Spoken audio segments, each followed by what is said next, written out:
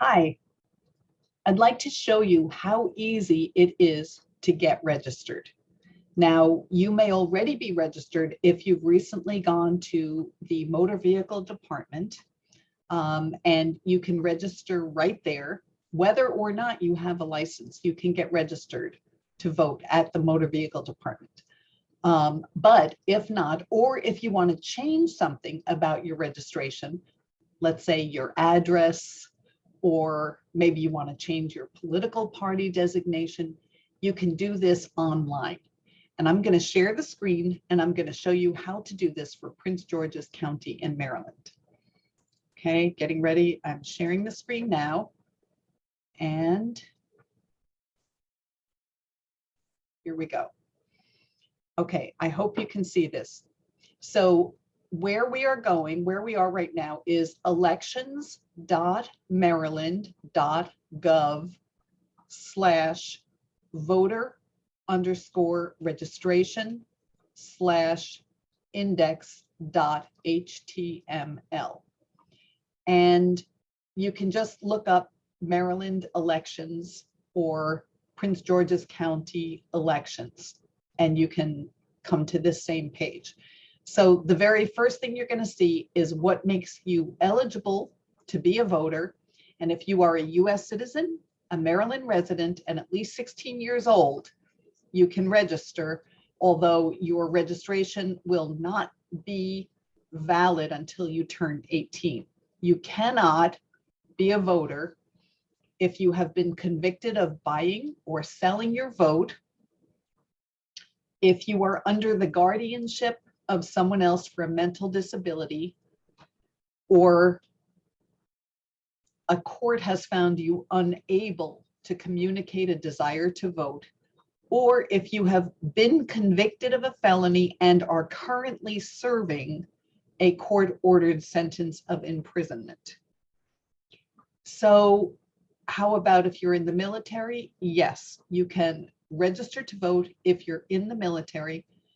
And if you have been convicted of a felony in the past and you have completed all of your court-ordered imprisonment, then you are once again eligible to register to vote.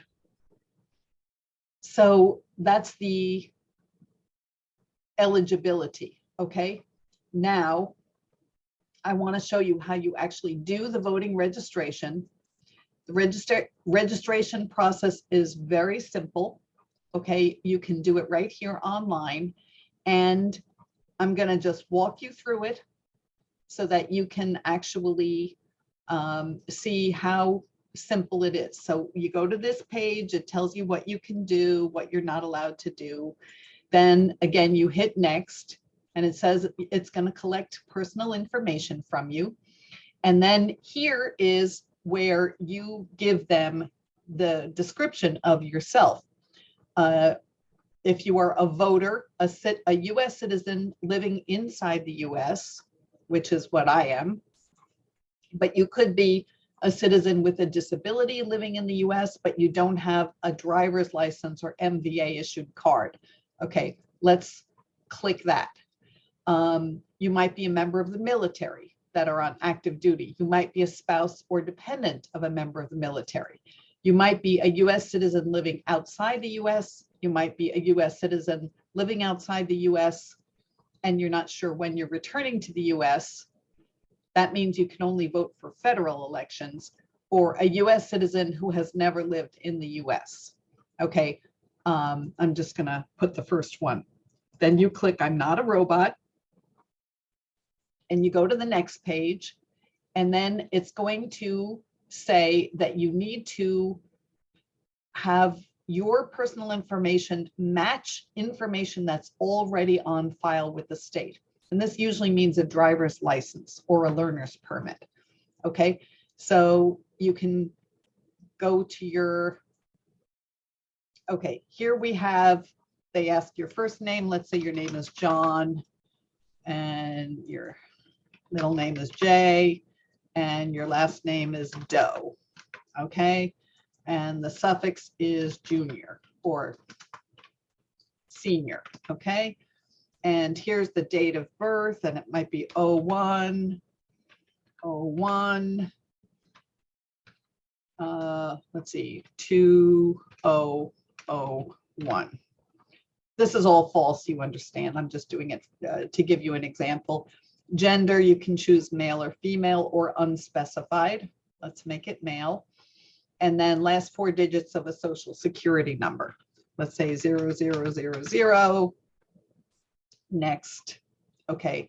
Now it's going to ask you for your driver's license, and all you have to do is look at your driver's license, and you have a what do they call it? A customer number? Anyhow, you have an identification number on there, and you fill out your number there. So T 222 222 2222 22. Okay. And the issue date, it asks you the issue date. So again, we're going to put in a false date here. Okay. Okay, now because I'm putting in false information right away, it's telling me that this doesn't match. Okay, that's fine. You're going to be using real data and real information.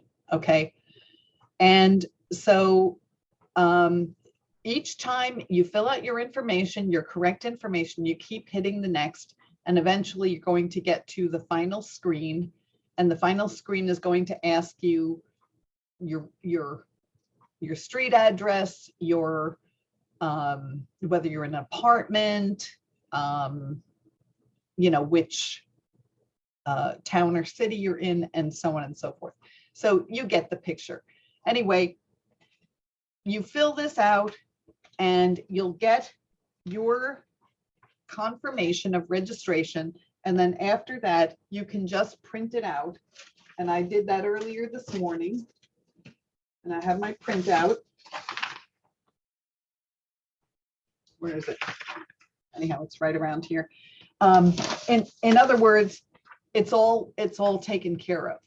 Okay, so there's really no reason that you should not be registered and that you should not be able to vote. Now, why am I encouraging you to vote now? Because there's a primary coming up, and we need to express our views now. In order to know even who's going to run, you know, later on in the year in November. So please don't put this off. Don't shrug your shoulders. Don't say, oh, it doesn't matter anyway. It matters. Everyone's voice really needs to be heard. You know, don't disenfranchise yourself. It's a very powerful thing. It's one thing to say, I'm a citizen. It's another thing to say, I'm a taxpayer. But when you say I'm a voter, that means you're no longer just doing what someone else tells you to do. You're a person who's making the laws. You're the person who's influencing what goes on.